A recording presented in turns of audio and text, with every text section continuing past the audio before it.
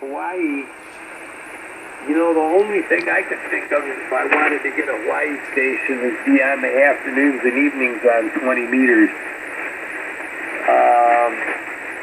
Used to hear them on 15 too, but you know, there just aren't that many Hawaiian ham stations. If you were happened to be on in the day when they were doing what do you call that, a contest, you might be able to get you might be able to hear them then. And as I recall, that 20 was open and 15-2 in the late afternoons to the west. And as things progressed, you know, the signal went further and further until it got all the way over to Asia. That was usually pretty late. So, all right, but yeah, I was thinking about that today. You're getting so good at CW already. That's really great. I just never. I'm probably never going to do it now if I want to be realistic about it.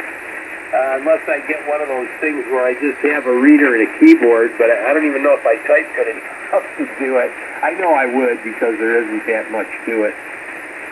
We were just watching, Ginny and I were just watching a thing on Apple TV about the assassination and manhunt that followed for Abraham Lincoln, and the story of them trying to find John Wilkes Booth.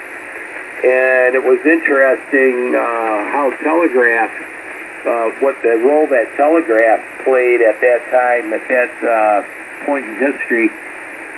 Lots of interesting things about that in that show. I mean, it wasn't supposed to be, but I found that interesting, how the telegraph was, with spies and all kinds of stuff like that. It was very, very interesting.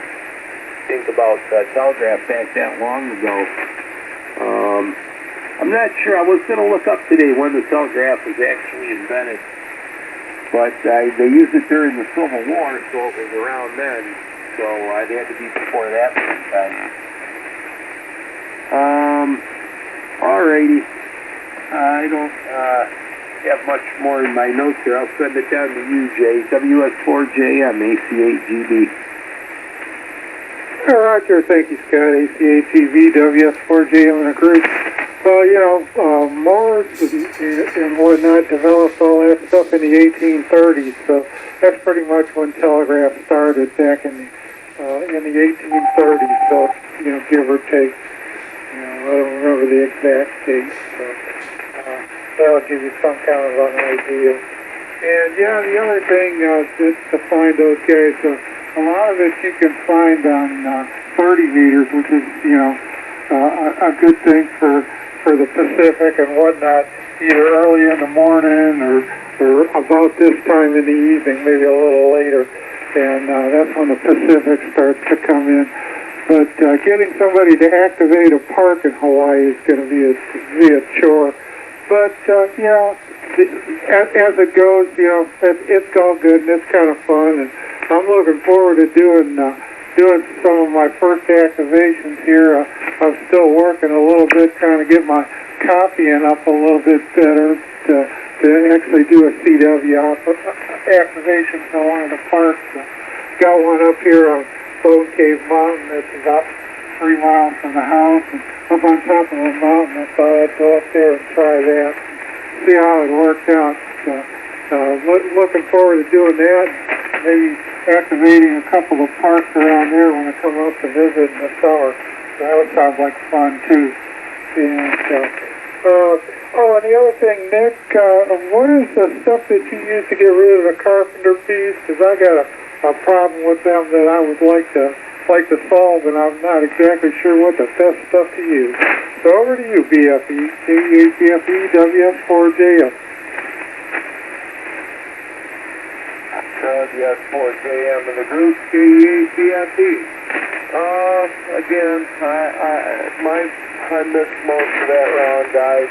My noise 4 has gone up even more than it was earlier. I apologize, I'm really not following along, but let's see, what else do I have going on here? Not really a whole lot. I do have one little exciting piece of news. Cat was out on the porch yesterday, and she caught her very first bird. So, yeah, I know that Dad down there likes cats and kitties and all that happy stuff, so that was her excitement for the week, and honestly, me and Whitney are real proud of her. She was a sheltered cat, you know, she never really was an outside cat. She just started to get out to go and hang out on the porch by herself, and she finally caught herself a bird, and, you know, she obviously had no idea what to do with it when she caught it. She just wanted to bring it in like she usually does butterflies, and when she went to set it down next to the front door, it flew away. Yeah. Luckily that was the scenario, because I don't know what would have happened if she'd have brought her in the house when it was just with me here. So, I guess I'll send it on over to you, Mr. Dick.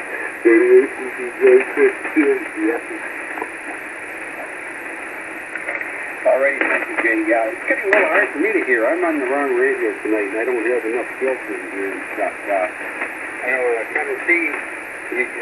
I couldn't quite understand exactly what you were saying. I think you were making a comment on carpenter bees, but I was having a little hard time trying to make out exactly what you were saying. Like I say, I'm on my Kenwood TS2000 here, and the filtering on this leaves a lot to be desired. I don't have the big radio on tonight. And, yeah, I'd like to try the 991 and see how that works. I don't quite remember. But I have to go through the menus for that one, but I really was having a hard time trying to understand what's going on there. So, anyhow, I'll just send it over to you, this guy, because I don't really have much to say here. KDACJ. Okay, Nick. KDACCJCHUB. All right. Well, I'm lucky. I can hear everyone excellent.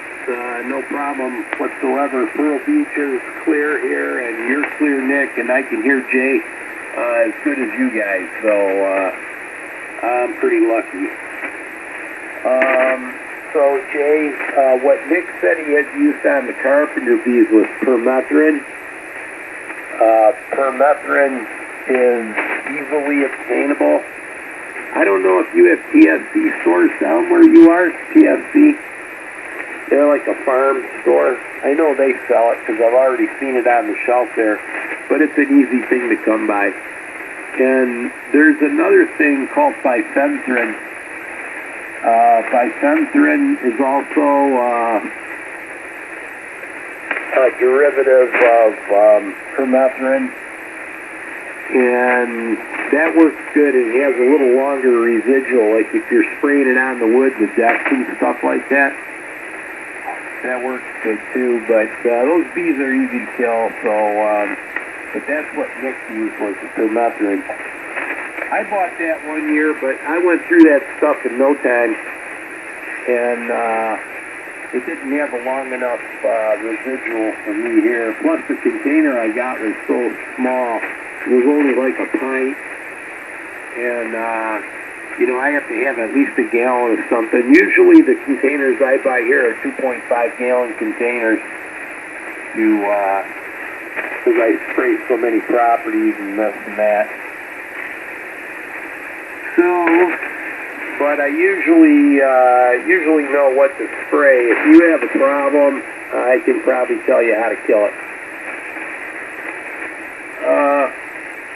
Oh, and that's interesting what you said. Well, 1830, if you think about it, there was almost 100 years of telegraph before radio. You know, radio was only in the 20s, really. So that's a long haul for telegraph. I always thought of telegraph being just a little bit before radio, you know, before spark gap. So I don't know exactly when spark gap started, but I don't think it was before 1900. It might have been, I guess. I'm not sure. My history on that's a little too general too to compare, but never really thought about the fact that telegraph and Morse code were around for so long. the only means of communication. You know, on the GLETN, the Great Lakes Net there was a guy checking in for quite a few years ago when I was on there as net control from, he checked in from Ohio. I'm trying to think of his call sign, OVO. It was W8OVO. I'm sure it was OVO. Can't think of his name, but he was actually a railroad telegraph operator. That was his job. So he was one of the last ones, obviously, right?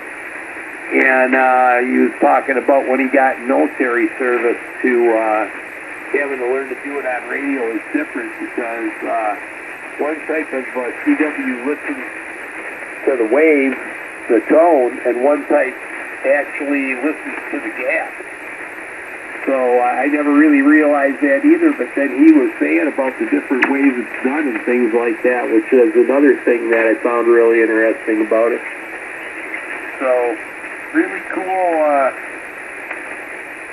cool to think that they had digital communications in the 1830s. That's fascinating. All right, down to you, Jay. ACAGB. ACAGB in the group, WS4JL. Yeah, I guess, there's, different codes, had different different dots and dashes for the character. You had the railroads used a different code than the Morse that we use today.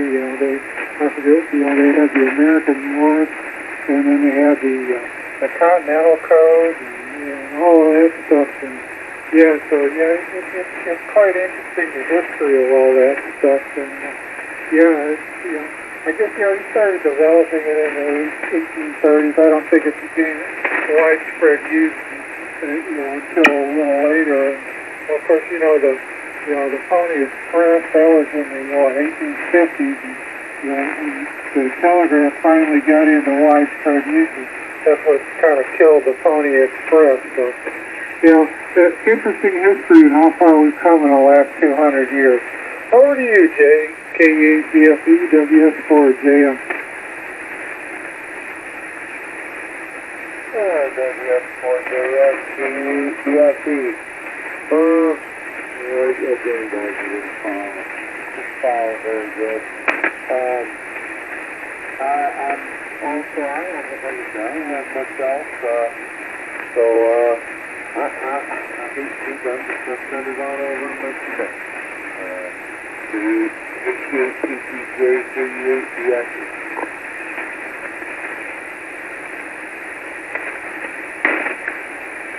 Alrighty, thank you, Jay.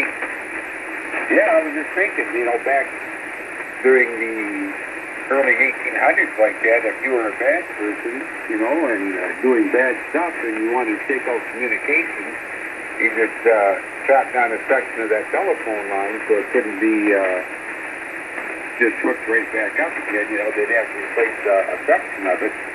And, it's going to take them a while to find it. They'd have to ride the whole length of the telephone or the telegraph lines to find out where the problem was.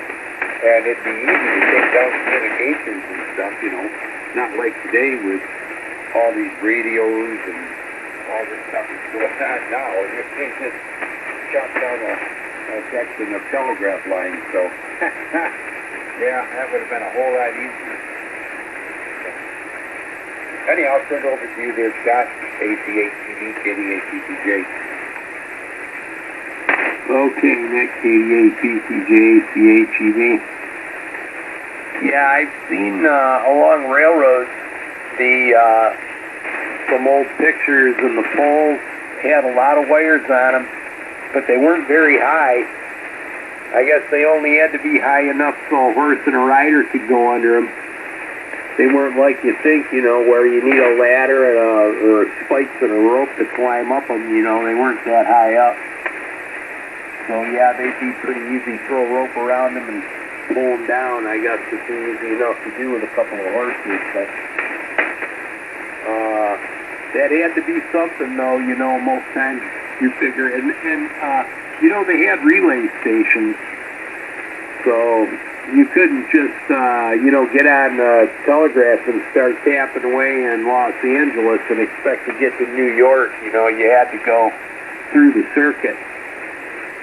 So the circuit became a grid, I'm sure, and so your message could be routed different ways. So if somebody took out a couple of lines, that doesn't necessarily mean that your message isn't going to get through. It might take it a little while longer, but I'm sure they routed all that traffic, you know, different routes. So, but right at first, like where Jay was saying about the Pony Express, that I can't remember the name of that railway there where they crossed the Transcontinental Railroad, but I'm sure that they had relay stations for the telegraph there. And you know, that all happened in Europe too. If you read about Oliver Heaviside, fascinating story, Oliver Heaviside. I ran into him when I was studying vector network analysis. He's kind of the father of vector network analysis, and he made his contribution to telegraph, not to radio. Although they did name a part of the ionosphere after him. He was actually working on it when it was telegraph, and they were trying to figure out how to get rid of the delay. And sending a signal down the wires. It's very interesting. I don't know if you've read about a Heaviside or not, Jay, but you can get I've read a couple of books, but you can get a nice synopsis of his story on Wikipedia. They've got a pretty good thing, and then the bibliography can send you in a couple directions. I'm getting kind of talked out here. My throat's starting to go out on me, so I'm going to make this like my last, or second to the last, I'll say, transmission here, because it's 9 o'clock anyway. Pretty close. WS4JM in the group, ACHED. Yeah, Roger, I'll make this the last one for me too, so it's all good. Yeah, I think we're all getting talked out. Yeah, I am familiar with Oliver Heaviside, and a little bit, at least I know the name, and yeah, that he was famous for, you know, like for the vector analysis and a few other things. Yeah, probably be a good thing to research some of that. And, so I was telling one of the other guys on our 2-meter net that, yeah, we're all standing on the shoulder of giants, so, you know, there's a bunch of them back in history that, had it not for them, we sure wouldn't be here yakking, so it's all good. So, 73 Scott, Nick, everybody, I'll talk to you in a bit on the phone, and that's WS4J of Middle Tennessee, 73. Alright, guys. Well, I guess I'll take 73 as well. Padre, I'll talk to you in a minute. And we'll catch you guys again next week. HCHDFE. Over you. Alrighty, thank you, Jay. Yeah, I know the Pony Express did not last long. I don't remember how long. Just a few years, you know, maybe under 5, I guess. I don't know. I know it wasn't long. And I guess that the Wild West actually was only like just a 20-year period.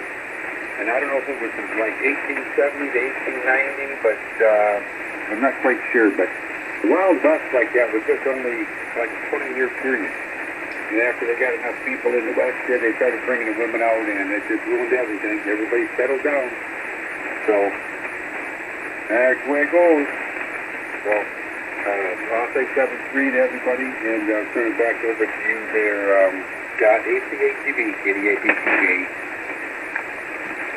Okay, Nick, KDATCJ, ACHED. Yeah, when they pacified the Comanches, that was pretty much the end of it. That was the end of the Indian Wars, and the Indian Wars was the period between the Civil War in around 1910 or something like that. So that pretty much encompassed the Wild West.